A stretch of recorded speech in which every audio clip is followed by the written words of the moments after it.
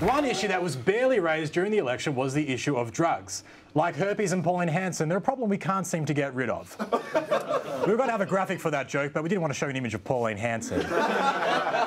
According to the most recent National Drug Survey, 42% of Australians have used illicit drugs. The other 58% were too high to fill out the survey and tried to order a pizza.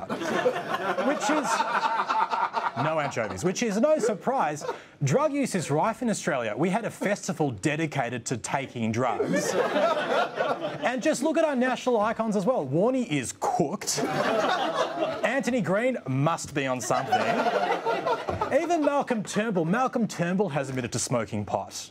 Yes, I've smoked pot. Yes, there you go. When did you stop? It seems to be quite unfair, Tony. Oh. You're reflecting on my performance tonight, are you? Not at all, not at all. Gee, Malcolm got paranoid real quick. The government's response to this problem has been to wage a war on drugs, and just like every other war, it's been a raging success. The focus has been on tougher sentences for illicit drug use, like jail terms or 12-month suspensions from playing football. But, sadly, it's also been about demonising drug users, which is a tactic that dates back to 1936 in this terrifying campaign against marijuana. In hell, debauchery, violence, murder, suicide. Jesus Christ. Some of Hitchcock's earlier work. But still today, we're demonising people who take drugs. Just look at how the media has ramped up fear towards ice users. It's causing a violent crime wave. The scariest drug in the world. The ice epidemic in Australia is now critical. A crisis the likes of which Australia has never seen. Can give users almost superhuman strength. Powerful, drug-crazed maniac. It makes people psychotic. People throwing themselves out of balconies or, running into traffic. It's out there, it is highly addictive, and it's very, very dangerous. You should know about this. The next house an addict robs may be yours. Jesus, tap dancing Christ! They're coming after my house! I have to get home! Did you hear it, people? There it is in our house! In our house is my stuff! All my stuff is there! Oh my God!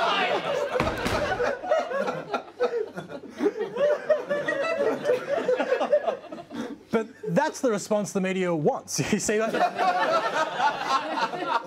See, no matter how much fear we create around drugs, there will always be people taking drugs. It's like asking people to pay for public transport. Most people will obey the law, but there will always be those who don't because of the rush you feel when you get away with it.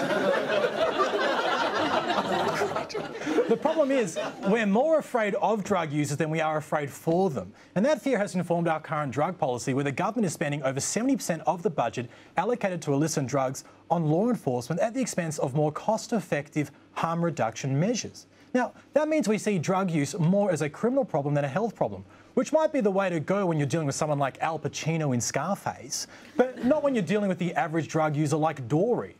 Her pupils are dilated and she has no short-term memory, can I just say? Just saying, we've seen that look before. That's all I'm saying. We've seen it before. It's the same look. Same look. Look, one cost-effective way of reducing harm to drug users is by funding another safe injecting site, or SIS. These are places that give drug addicts a safe environment to inject. Across the world, they've saved thousands of people from fatal overdoses and referred many others to clinics for treatment. Why they're not called incredible safe injecting sites beats me. But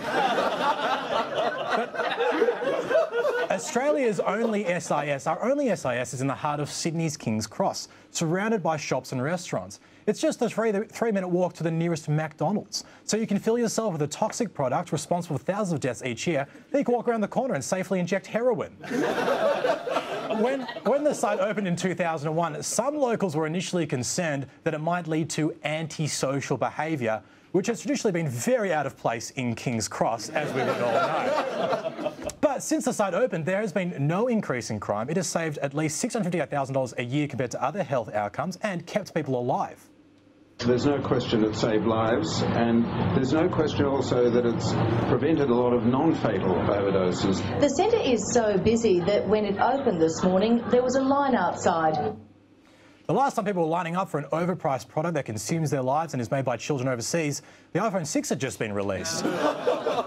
Sorry, that's an unfair comparison. A hit of heroin won't last way longer than the iPhone's battery. Way longer. Despite the success of the King's Cross site, plans to establish one here in Melbourne have been opposed by Lord Mayor Robert Doyle. Seen here with a woman dressed as a banana and a man dressed in a suit and tie. That's just a joke. That's Robert Doyle in the middle of an acid trip. Doyle made headlines a few years ago when he also opposed this sign. So you know he's not someone to fuck with. Even though safe injecting sites save lives, Doyle is against them because he claims they don't reduce crime. But reducing crime was never their purpose anyway. That's like banning parachutes. I know parachutes save lives, but they don't reduce crime at all. Hey, let's land on that robber. Yeah, right on top. Yeah, that'll get him. This is the best acid trip ever. And even though many studies show that safe injecting sites do reduce crime, Victoria's Ministry for Mental Health also opposes them because they claim that they are based on 1990s ideas. And fair enough, we shouldn't go back to 1990s ideas. We are far better off without boy bands and hammer pants and apartheid, all terrible ideas from the 90s. But safe injecting sites are not an outdated idea. What is outdated is the Herald Sun's view that an injection room would just encourage more drug use. Yeah, of course. If we open a site in Melbourne, everyone will be doing it. Even grandma will be scoring dope. Hey, I was always on the fence about heroin, but since that site opened up, I've decided to chase the dragon. Is this going to make me good at jazz? Is that how this works? In fact, following the success of the King's Cross SIS, medical experts are now calling for more injecting centres and for a trial of a new version called a consumption room in Liverpool in Sydney's southwest for drugs that are not injected, like methamphetamines and Mum's homemade chocolate cake. The special ingredient is love. And meth. But the mayor of Liverpool, Ned Manu, not to be confused with Red Manu, opposed the consumption, don't get them confused, opposed the consumption room when Ned Manu said, we don't want these things in our community. And that mindset is no surprise. Drug consumption rooms are like wind farms. The evidence shows that they work, but still nobody wants one in their own backyard. But we need to make decisions based on evidence. Right now, our policies continue to be driven by fear because, as Darren Hinch and the media have shown, fear is more persuasive than logic. So maybe this will work. Drugs, crime, epidemic, crisis. Shame, shame, shame, shame.